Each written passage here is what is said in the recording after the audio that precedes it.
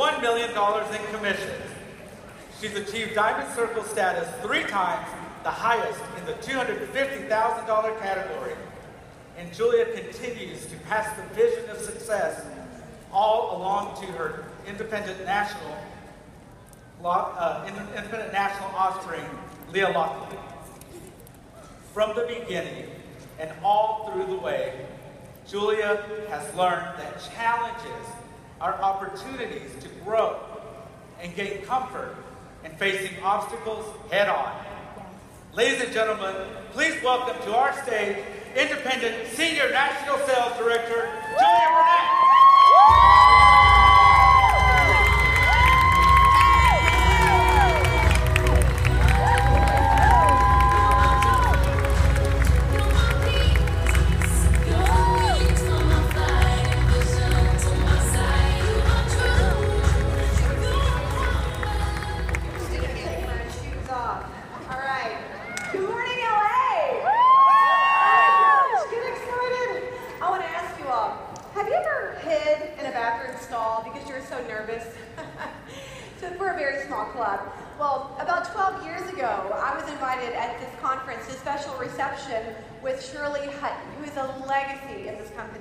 And you had to be a future exec or above to attend. And you can imagine that as I neared the room, my stomach started getting into knots, and I started getting really nervous. And I peered into the room, and I saw all these nationals and directors who had trained me via CDs, and I got really nervous. And so I did what any really confident, highly successful director would do. I hid in the bathroom. I hid in the bathroom, and I literally stood in a bathroom stall until like 30 seconds before it started. And while I was standing in that bathroom stall, my mind became flooded with all these thoughts of, can I go in there? Am I supposed to be here? I don't belong. And you know, it ended up becoming a transformational moment in my Mary Kay journey, because it wasn't any of the training that day that left the impact on me. While it was great, it was now National Sales Director Kim McClure, who at the end made a beeline for me. She grabbed my hand and she looked me in my eyes with so much love. And I'm not sure if she could sense my insecurity, like I felt like I didn't belong there, but she saw the sign around my neck that said, make me feel important. And by doing so, from a 4-minute investment conversation, a connecting conversation, she watered the seed of greatness inside of me. And I left that reception feeling seen. I walked in feeling invisible, and I walked out feeling visible. It was a transformational moment. Let me ask you a question. How has your Mary Kay journey transformed you? Who would you be today if it wasn't for your Mary Kay? What would you have missed out on in life if it hasn't been for Mary Kay? You know, in 2006 at this very conference, I couldn't attend because I was hooked up to monitors in a hospital for 7 days. I had contracted E. coli on New Year's Eve, and I was 6 months pregnant with our first child, and I was unable to keep any food down for over a week. And I was so sick that when I came home from the hospital, I couldn't even physically walk up the steps of my house. And I wanted to go to a leadership conference so bad, I'd won every single party, and at one point I started ripping monitors off of me, saying, I'm going no matter what. And while I was in the hospital, National Sales Director Linda Tupin called my hospital room from the conference to check on me. Now that was in the days before smartphones, like when you had to go look up a number in a phone book and go find a phone. But she called my hospital room to check on me. Linda Tupin called my hospital room to check up on me from the conference. I've never forgotten that, and it's left an indelible mark on my life. The year before, when my father-in-law passed away, we received over 100 cards in the mail from my Mary Kay family alone. Most people, I didn't even know who they were from. But my husband's family was astounded at the way my Mary Kay family rallied for love and support around me. The year before that, the very first time I met my beautiful senior NSD, Pamela Shaw, she grabbed my hand, and she looked me in the eye, and she squinted her eyes, and she said, Julia, so nice to meet you. She said my name. She peered into my soul. I had never been greeted that way before, ever in my life. And I began to think, wow, these Mary Kay people are the real deal. You see, the bonds of loyalty to this company for me, they were paid with currency of phone calls. They were paid in currency of love notes, not text messages, but love notes. They were paid in currency and investments of time and conversation. And in a world of technology, where we have never been more connected ever, more people have never felt more disconnected and in need of a personal touch, encouragement, and community. And that's what you, all of you, a transformational leader, can offer people in a really dark world. This we must never lose. It's the very heart and the foundation of the success of this company. And for me, they were all transformational moments that knit together the threads of what formed a bond between my heart and the women of this company. And you see, this is what's so important about that point. It's because when I went through a dark season, I never doubted what this company stood for. I never doubted if I was supposed to be here, because my Mary Kay experience had been so genuine. I could never leave that. I could never find that anywhere else. Where would you find that? And if you don't have that, then you be the giver of that, of those that you lead. And that's the power that you have as a transformational leader. Do you remember when you first got started, Mary Kay? Do you remember your starter kit?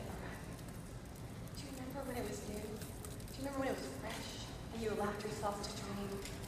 I started off so excited. I had unbridled courage. I didn't know I could fail.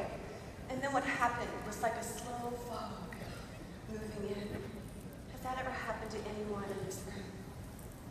And I allowed some critical people to slowly snuff out my light. And the criticism just crushed me. And instead of dealing with it at all, I subconsciously pulled the reins and put limiting beliefs on what was possible for me. And I stayed there for a while. I stayed there all too long. And you see, the past is a great teacher, but it's a terrible master.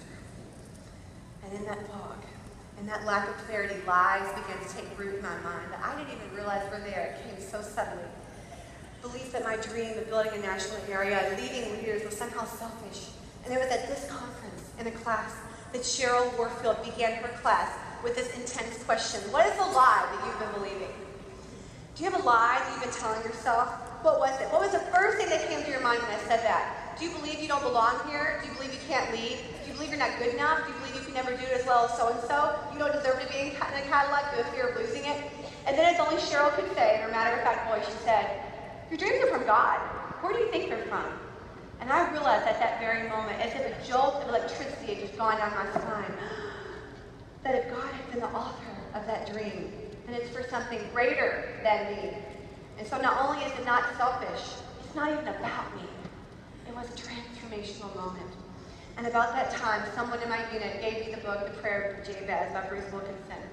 And in that book it says to pray the prayer, Lord, increase my territory. And well, I thought, well, that's a nice prayer. I didn't really know if it was okay to pray something that would bless me.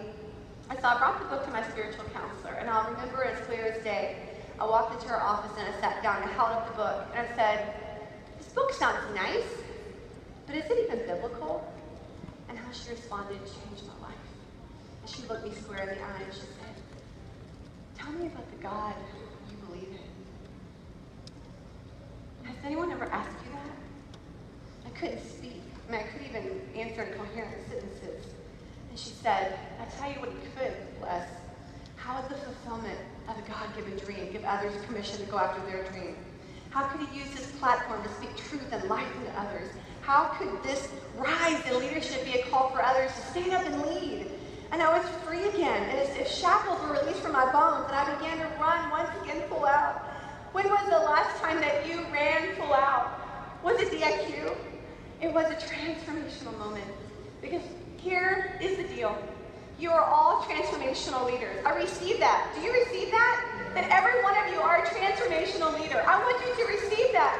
I prayed over and over and over to God what he wanted me to share with you. It was unequivocally consistent that he wants you to know you are each transformational leaders, and he needs you to be a transformational leader because you are light in a really dark world. And I know it sounds radical, and I know, but it's true because the world around you changes when you change. And you change when you start recognizing the lies that keep you where you are and to take command over your thought life. At Leadership Conference in 2012 in Atlanta, I just got mad.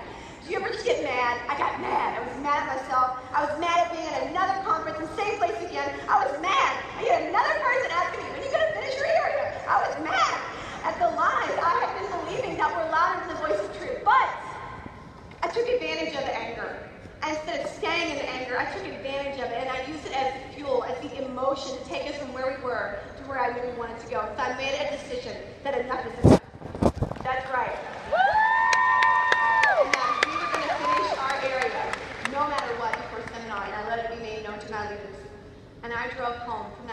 miles from Atlanta to Kentucky, 7 hours alone. I cried the entire way home. And I thought, God said, baby, I'm calling you out. From this time on, I'm going to expect more from you. There will be no more room to defer down into mediocrity. And about once an hour, in that 7-hour drive, once an hour, I would hear this voice say, what if you don't make it? Do you ever hear that voice? What if you don't make it? I want you to start recognizing that voice. Because you know what I did when I heard that voice this time? I decided, oh no, oh no, oh no, no more. And I would immediately shout at the top of my voice in the car, no, we're gonna make it! I had to declare it, I had to yell it, I had to speak authority over that thought. It was a transformational moment. And by the time my car pulled into my driveway, I knew I was different. And I knew to finish the goal that more would be required of me. And so I took personal responsibility. And I got back on the date book. And one day we're making booking calls in my Cadillac and getting a definite no. I hung up the phone. And I had a temper tantrum with myself. And I shouted again at the top of my voice, I don't want to do this! And I so clearly heard God's voice say, if you are willing to suffer, you will be eager to do the will of God. It was a transformational moment. In a seminar that year, we walked across the line.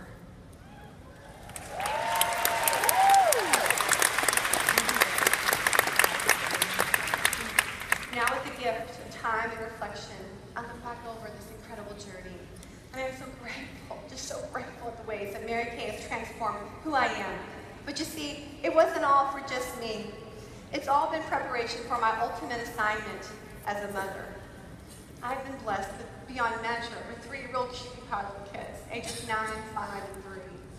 And our oldest, when she was in kindergarten at our teacher conference, the very first thing out of her teacher's mouth to me and my husband were, your child is an outlier. An outlier. We look at each other, really? You know, the bell curve, the outliers are those on the very edges of the graph. And without painting the picture of the struggle, we went through 3 schools in 4 years. And as she struggled, I watched before my eyes, like a wilting flower, who was once a happy, cheerful child, slowly erode into a sad and anxious child. And if there are any moms out there, if you've ever had a child who struggles, you know as a mom, you carry it right here in your heart all the time. It never leaves you. And sometimes I wonder, as a mother, who would I have been had it not been for Mary Kay? I know I would have been a good mom, a loving mom, but would I have been equipped with the mental stamina, the coping skills, the compassion that my Mary Kay has built inside of me that would be required to give my child what she needed out of a mom? You see, every morning, I line my children up and I have them repeat affirmations. I can do hard things. I am blessed and highly favored. I am a leader. I add value wherever I go, and I am confident, courageous, and I make friends easily. Yes! Woo! Woo! Speak. I learned that very kid. And you see, because of the sum of all these transformational moments over my Mary Kay business, I have become a transformational mom.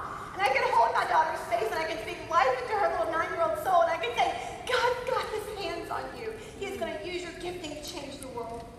I have the confidence to boldly look at her teacher and say, I don't care how much she learns. I only care about her confidence. You protect her confidence, because if you're confident, you can do anything. I am mentally tough. I'm as tough as nails. But before when my child would struggle, I would fear forward. I would catastrophize. Where is all this headed? And I would worry for her future. And you see, all the private conversations that you have with yourself, they're actually not private at all, because eventually everyone will know what you're thinking, because it'll play out in your life. It'll manifest in your life because you're subconsciously thinking that. If you don't think anyone will follow you, then they won't. You're afraid of losing your car, your position, your title, then you probably will. You fall into complacency that this year will be just like last year, then it will. And a mentor of mine, Mary Kay, she grabbed me and she said, change the story. When you envision her, you picture her at her highest, at her best, and a light went off. I thought, oh my gosh, I've learned this in Mary Kay. This is what I've done 1,000 times in my consultants. When I think of my consultants, I imagine them, I only see my people as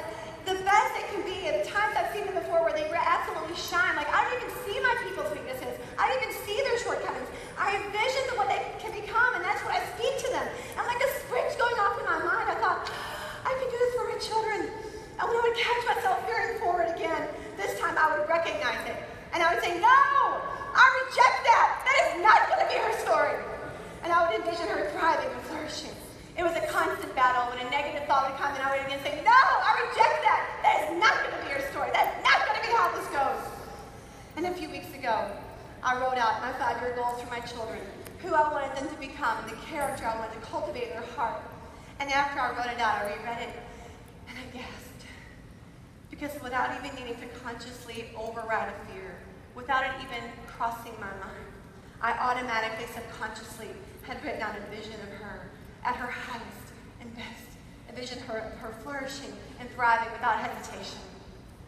And I knew at that very moment I had changed my daughter's future because I had changed her story here.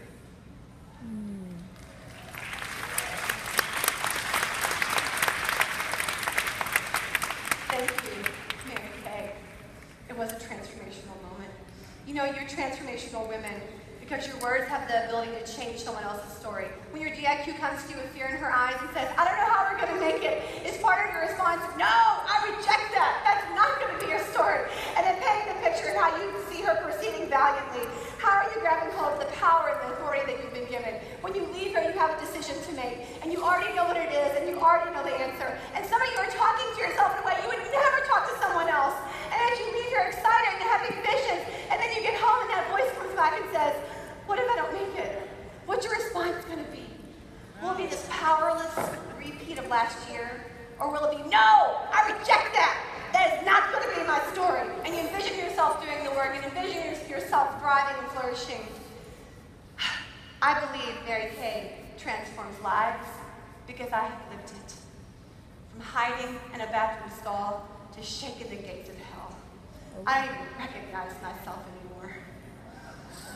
Amen. Woo!